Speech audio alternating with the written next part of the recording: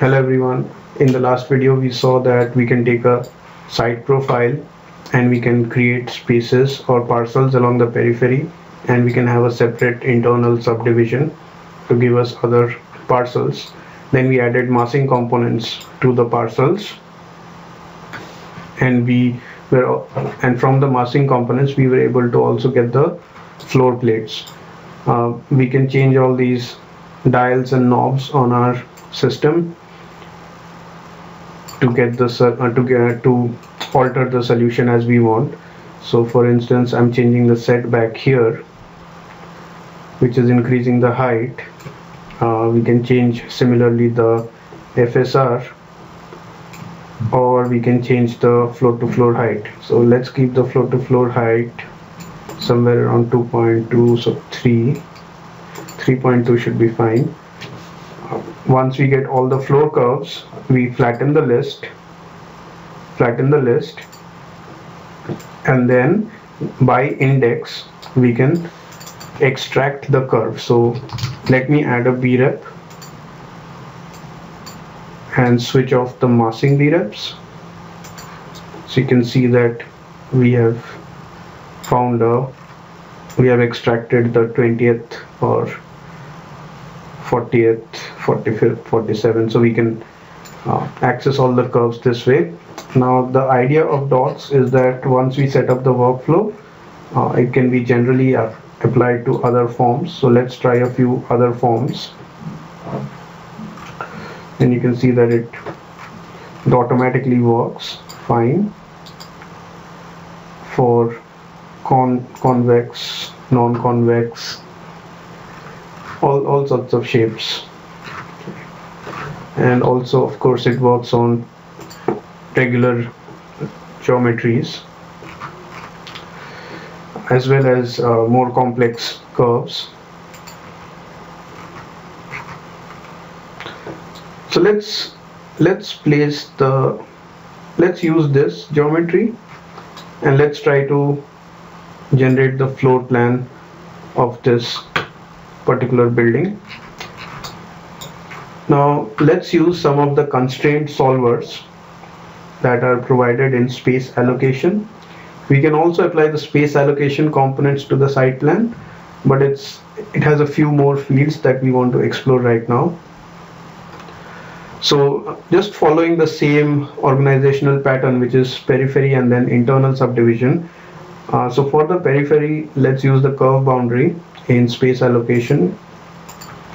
Okay, and we see that there is a input file path, which is the new sort of parameter, and this input file path will have all the constraints that we used to solve.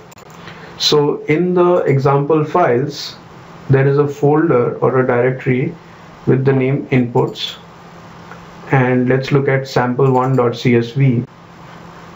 So being a CSV file, it's very lightweight, and it's all comma separated values. We can also open it up in Excel. Open with Excel.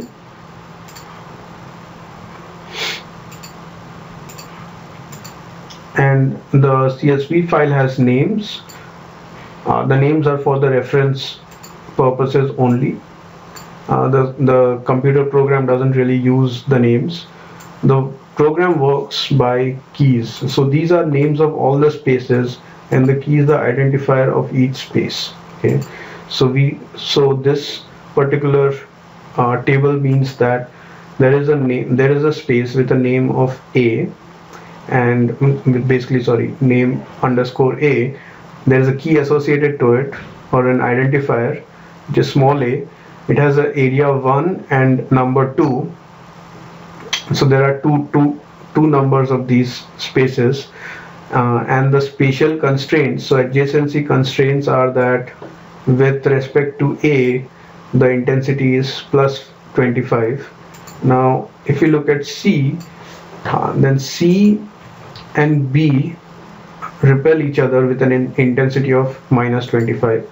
So this is just a simple table with the topological constraints or the adjacency constraints there, and the geometric constraints are given by this area and the numbers. So the area is whatever the area of this curve that we are trying to plan. So these areas are the ratios of this particular total area. So if the total area was 100, then given that there are 6 spaces altogether and each of them have an area of 1, it would be 6x is equal to 100, and then we can solve for x.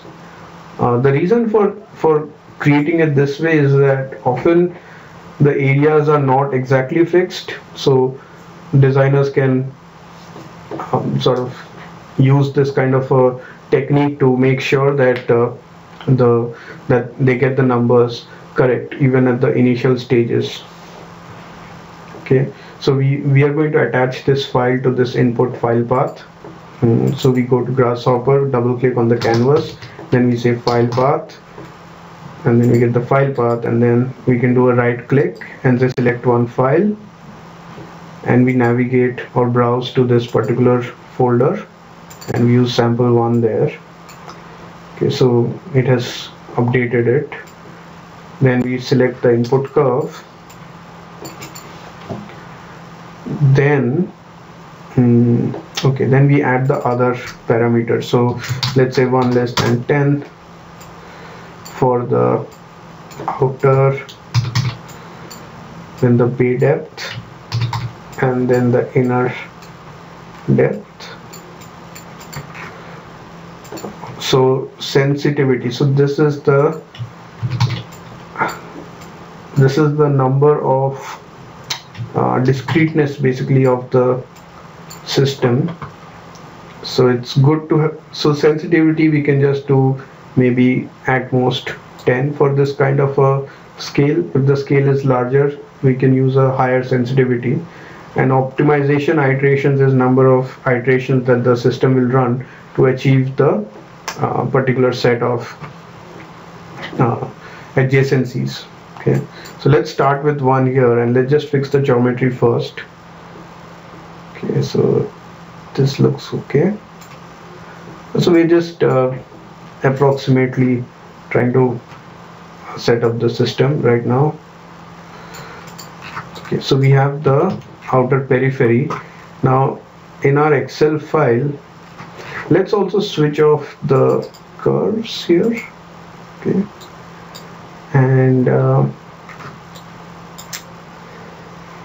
then what we can do is we can set up the material for this B-rep. So this B-rep is basically the base of the floor plate. Let's set up the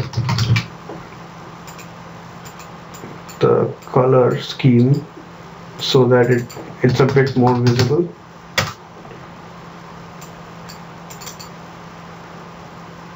GP, so let's make it yellowish. Okay, so now you can see that you can easily make out where the geometry is going to be. So we decided that A and A will be close to each other, and B and C will repel each other. So B and C will repel each other. Okay, so for that we can increase the number of optimization. So let's make this around 50. Okay, and we can just run it. So you see that A and A are together and B and C are quite far apart. So we leave it at that for now. You can run more iterations. What we also want to do is we want to set up the color schemes. Okay, so for the color schemes we go to dots utility and color input. Now there is another file path here.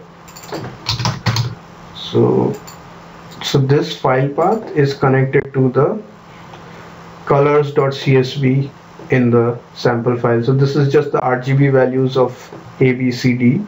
We can look at it. So if the space has a name A, then its color is going to be more red. B will be green, blue, C will be blue, and then it's yellowish, and then the other color. Okay, so we set the file path, and then segment geometry then we connect the names to the names, and then we connect the spaces. Now if we switch off the preview, we should get a preview. We should get the colors directly from here. Okay, so A was red and B and C were green and blue. Okay, and then the yellows. So we have that. So let's change the adjacency. So let's make this, so A and A will repel, and let's make B and C, let B and C attract. So I just save this file after making the change, and I can just recompute it. You can see that A and A are farther apart and B and C are not so far apart, but we can increase the number of iterations, or we can try to recompute it, and it should give us a better solution each time.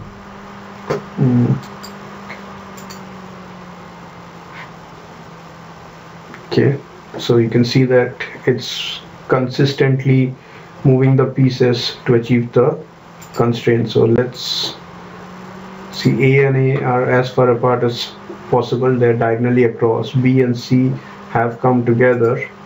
Okay, and this particular, so we have this character here in the example files to indicate that it's always going to, if it doesn't make sense, it's going to take it as a null or a zero value. The system is when it parses the file. Okay, so with that we have set up the outer periphery. Now what we want to set up is the internal partition, and to do that we have a CVSP site in space allocation, and we will use this. So once again we have the input file path. Let's use the same constraints to make sure that we understand the constraints right now. After that, input side curve. So the side curve is going to be inner offset curve, and for the rotation we just do a 0 to 90. Randomized generation will be false, so boolean, we make that false. Minimum deviation also, we don't want any deviation, so let that be 0. Number of optimization loops, let's do up to 100, but we'll keep it at 50.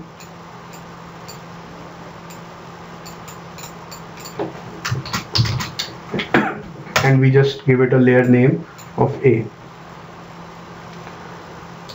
With that we have set up the file, we have set up the whole system, and we'll just color in the components like before. So curve color names will go to the names, spatial curve will go to spatial curve, and the input file, so we'll keep the same coloring scheme that we had before. And with that coloring scheme, when we run some more iterations, we can see that the spaces are meeting the adjacencies, which is A and A is together, B and C is, sorry, A and A is far apart and B and C's are together.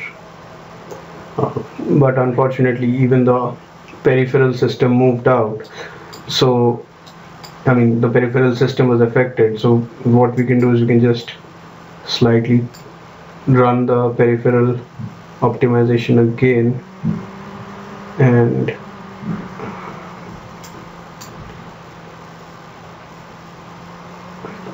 now I think it's better. Okay, so we have to run these iterations maybe slightly more, and it will vary from the number of requirements and the problem, that is, and we can achieve this solution. So we go from, once again to recap, we go from the site plan right up to the floor plan, and we can also change, let's set the number of iterations to maybe 1 or 2, so that what we want to do right now is to check if the solution actually is able to generalize. Okay, so I'm just going to change the number of iterations to minimum of say 1, and then we first of all apply the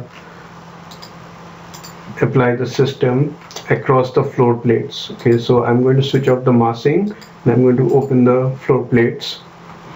Now we can also increase the floor to floor height to give us a little more, that gives us a little more space to observe the solution. Okay, let's just do 130, and you can see that it's actually generating the solution across all the floor plates. So this is a quick way of looking at the context of the problem, or even to be able to understand so easily that how the spaces will behave, or how the constraints affect the design scheme. Okay, thank you.